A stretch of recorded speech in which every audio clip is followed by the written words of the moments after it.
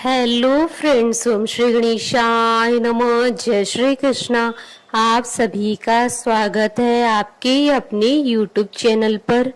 Friends, आज हम आपको इस वीडियो में बताने जा रहे हैं पितृपक्ष के दौरान सुने जाने वाले गीता के 7वें अध्याय की कथा के बारे में। फ्रेंड्स, वीडियो शुरू करने से पहले आपसे रिक्वेस्ट है, अगर आप हमारे चैनल पर नए हैं और आपने अभी तक चैनल को सब्सक्राइब नहीं किया है तो प्लीज सब्सक्राइब कीजिएगा चैनल को, साथ ही प्रेस कीजिएगा बेल आइकन को, जिससे नए वीडियो से रिलेटेड नोटिफिकेशन आपको तुरंत प्राप्त हो सके। और वीडियो पसंद आने पर वीडियो को लाइक और शेयर जरूर कीजिएगा ताकि सभी भक्तों को इस वीडियो का लाभ प्राप्त हो सके। और कमेंट बॉक्स में जय श्री कृष्णा जरूर लिखिएगा। श्री भगवान बोले, हे पार्थ, अनन्य प्रेम से मुझ में आसक्त चित्त तथा अनन्य भाव से मेरे परायण होकर योग में लगा हुआ तू जिस प्रकार से संपूर्ण विभूति, बल, ऐश्वर्य आदि गुणों से युक्त सबके आत्मरूप मुझको संशय रहित जानेगा, उसको सुन।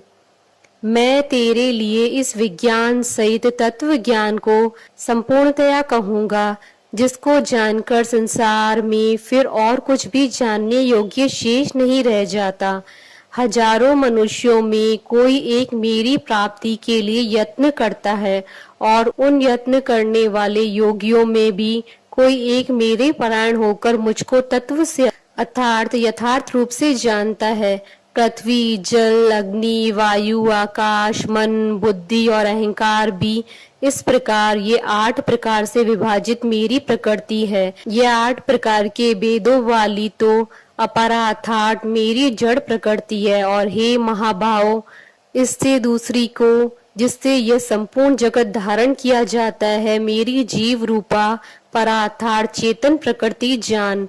हे अर्जुन, तू ऐसा समझ कि संपूर्ण भूत इन दोनों प्रकृतियों से ही उत्पन्न होने वाला है और मैं संपूर्ण जगत का प्रभव तथा प्रलय हूँ, अर्थात संपूर्ण जगत का मूल कारण हूँ। हे धनंजय, मुझसे भिन्न दूसरा कोई भी परम कारण नहीं है।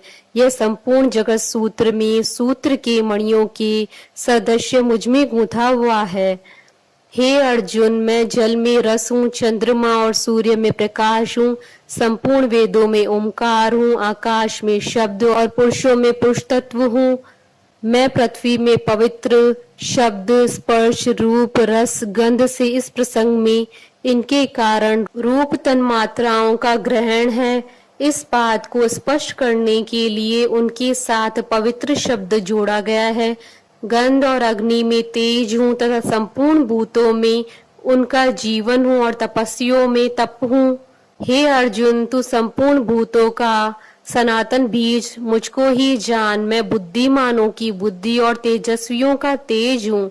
हे भरत श्रेष्ठ, मैं बलवानों का आसक्ति और कामनाओं से रहित बल अर्थात सामर्थ्य हूँ और सब भूतों में धर्म के अनुकूल अर्थात शास्त्र के अनुकूल काम हूँ। और भी जो सत्व गुण से उत्पन्न होने वाले भाव हैं और जो रजोगुण से उत्पन्न होने वाले भाव हैं, उन सबको तू मुझसे ही होने वाले हैं ऐसा जान। परंतु वास्तव में गीता के 9वें अध्याय के श्लोक में चौथा पांचवा देखना चाहिए। उनमें मैं और वे मुझ में नहीं है। गुणों के कार्य रूप सात्विक, राजस और तामस, इन तीनों प्रकार के भावों से यह सारा संसार प्राणी समुदाय मोहित हो रहा है। इसलिए इन तीनों गुणों से परे मुझ अविनाशी को नहीं जानता, क्योंकि यह अलौकिक अर्थात अति अद्भुत त्रिगुणमयी मेरी माया बड़ी दुस्तर है। परंतु जो पुरुष केवल मुझको ही निरंतर भजते हैं, वे इस माया को उल्लंघन कर जाते हैं अर्थात संसार से तर जाते हैं। माया द्वारा जिनका ज्ञान हारा जा चुका है, ऐसे आसुर स्वभाव को धारण किए हुए मनुष्यों में नीच दूषित कर्म करने वाले मूढ़ लोग मुझको नहीं बचते। हे भरतवंशियों में श्रेष्ठ अर्जुन, उत्तम कर्म करने वाले अर्थार्थी अर्थात सांसारिक पदार्थों के लिए भजने वाला, आर्त अर्थात संकट निवारण के लिए भजने वाला, जिज्ञासु अर्थात मेरे को यथार्थ रूप से जानने की इच्छा से भजने वाला और ज्ञानी, ऐसे 4 प्रकार के भक्तजन मुझको बसते हैं। उनमें नित्य मुझ में एक ही भाव से स्थित अनन्य प्रेम भक्ति वाला ज्ञानी भक्त अति उत्तम है, क्योंकि मुझको तत्व से जानने वाले ज्ञानी को मैं अत्यंत प्रिय हूँ और वह ज्ञानी मुझे अत्यंत प्रिय है। ये सभी उदार हैं, परंतु ज्ञानी तो साक्षात मेरा ही स्वरूप है, ऐसा मेरा मत है, क्योंकि वह मंदत मन बुद्धि वाला ज्ञानी भक्त अति उत्तम गति स्वरूप मुझ में ही अच्छी प्रकार से स्थित है। बहुत जन्मों के अंत के जन्म में तत्व ज्ञान को प्राप्त पुरुष सब कुछ वासुदेव ही है। इस प्रकार मुझको बचता है वह महात्मा अत्यंत दुर्लभ है। उन भोगों की कामना द्वारा जिनका ज्ञान हारा जा चुका है, वे लोग अपने स्वभाव से प्रेरित होकर उस नियम को धारण करके अन्य देवताओं को भजते हैं, अर्थात पूजते हैं। जो सकाम भक्त जिस देवता के स्वरूप को श्रद्धा से पूजना चाहता है, उस भक्त की श्रद्धा को मैं उसी देवता के प्रति स्थिर करता हूँ। वह पुरुष उस श्रद्धा से युक्त होकर उस देवता का पूजन करता है और उस देवता से मेरे द्वारा ही विधान किए हुए उन इच्छित भोगों को निसंदेह प्राप्त करता है। परंतु उन अल्प बुद्धि वालों का वह फल नाशवान है तथा वे देवताओं को पूजने वाले देवताओं को प्राप्त होते हैं और मेरे भक्त चाहे जैसे ही भजे, अंत में वे मुझे ही प्राप्त होते हैं। बुद्धिहीन पुरुष मेरे अनुत्तम अविनाशी परम भाव को न जानते हुए मन इंद्रियों से परे मुझ सच्चिद आनंद परमात्मा को मनुष्य की भांति जन्म कर व्यक्ति भाव को प्राप्त हुआ मानते हैं। अपनी योग माया से छिपा हुआ मैं सबके प्रत्यक्ष नहीं होता, इसलिए यह अज्ञानी जन समुदाय मुझ जन्म रहित अविनाशी परमेश्वर को नहीं जानता, अर्थात मुझको जन्मने मरने वाला समझता है।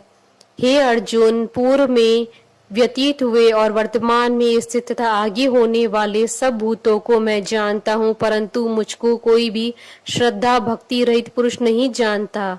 हे भरतवंशी अर्जुन, संसार में इच्छा और द्वेष से उत्पन्न सुख दुखादि द्वंद्व रूप मोह से संपूर्ण प्राणी अत्यंत अज्ञाता को प्राप्त हो रहे हैं, परंतु निष्काम भाव से श्रेष्ठ कर्मों का आचरण करने वाले जिन पुरुषों का पाप नष्ट हो गया है, वे राग द्वेष जनित द्वंद्व रूप मोह से मुक्त दृढ़ निश्चयी भक्त मुझको सब प्रकार से बचते हैं। जो मेरी शरण होकर जरा और मरण से छूटने के लिए यत्न करते हैं, वे पुरुष उस ब्रह्म को, संपूर्ण आध्यात्म को, संपूर्ण कर्म को जानते हैं। जो पुरुष अधिभूत और अधिदेव सहित तथा अधि यज्ञ सहित अर्थात सबका आत्म रूप मुझे अंतकाल में भी जानते हैं, वे युक्ति चित्त वाले पुरुष मुझे जानते हैं, अर्थात प्राप्त हो जाते हैं। इति श्री गीता का 7वां अध्याय संपूर्ण हुआ। 7वें अध्याय का महात्म प्रारंभ। श्री नारायण जी बोले, हे लक्ष्मी, अब 7वें अध्याय का महात्म सुनई।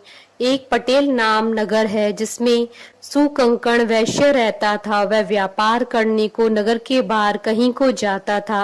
रास्ते में सुकंकण को सर्प ने डसा, वह मर गया और उसके साथ ही उसकी दाह क्रिया कर आगे को सिधारे। जब लौटकर घर में आए तो उसके पुत्र ने पूछा, मेरे पिता सुकंकण कहाँ है? उन व्यापारियों ने कहा, तेरे पिता को सर्प ने डसा था, वह मर गया और यह पदार्थ तेरे पिता का है, तू ले ले। 1 करोड़ रुपया दिया और उसकी गति कराने को कहा। क्योंकि वह अवगति मरा था, उस बालक ने अपने घर आकर ब्राह्मणों से पूछा कि सर्प से डसे की गति कैसे करानी चाहिए। पंडितों ने कहा, नारायण बलि करवाओ। उड़द के आटे का पुतला बनाया, चुनिया चढ़ाई, बहुत ब्राह्मण जिमाए, श्रद्धा पिंड पत्तल कराया, बाकी द्रव्य जो रहा चारों भाइयों ने बांटा। एक पुत्र ने कहा, जिस सर्प ने मेरे पिताजी को काटा है मैं उसे मारूंगा। उन व्यापारियों से पूछा, वह ठोर मुझे बताओ जहाँ मेरे पिता सुकंकण मरे हैं। व्यापारियों ने कहा, चल ले चलते हैं। वहाँ ले जा करके खड़ा किया, देखा तो वहाँ एक वामी है जिसे कंदलों के साथ खोदने लगा। वह छेद बड़ा हुआ, वहाँ से एक सर्प निकला। कहा, तू कौन है? मेरा घर क्यों खोदता है? उस बालक ने कहा, मैं सुकंकण का पुत्र हूँ। जिस सर्प ने मेरे पिता को मारा है मैं उसको मारूंगा। तब सर्प ने कहा, हे पुत्र, मैं तेरा पिता हूँ, तू मुझे इस अधम देह से छुड़ा और मुझे मत मार। यह मेरा पूर्व का कर्म था, सो मैंने भोगा। तब पुत्र ने कहा, हे पिता, कोई यत्न बताओ जिससे मेरा उद्धार हो। तब उस सर्प ने कहा, हे पुत्र, किसी गीता पाठी ब्राह्मण को घर में भोजन करवा और उसकी सेवा करके उससे आशीर्वाद ले, मेरा कल्याण होगा।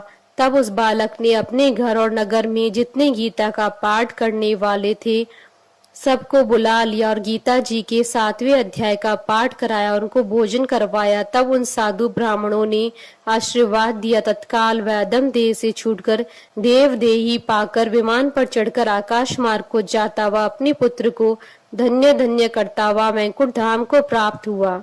इति श्री गीता के 7वें अध्याय का महात्म समाप्त। बोलिए भगवान विष्णु जी की जय, भगवान श्री कृष्ण जी की जय। हमारे साथ इस वीडियो में अंत तक बने रहने के लिए आपका धन्यवाद। ओम श्री गणेशाय नमः। जय श्री कृष्णा।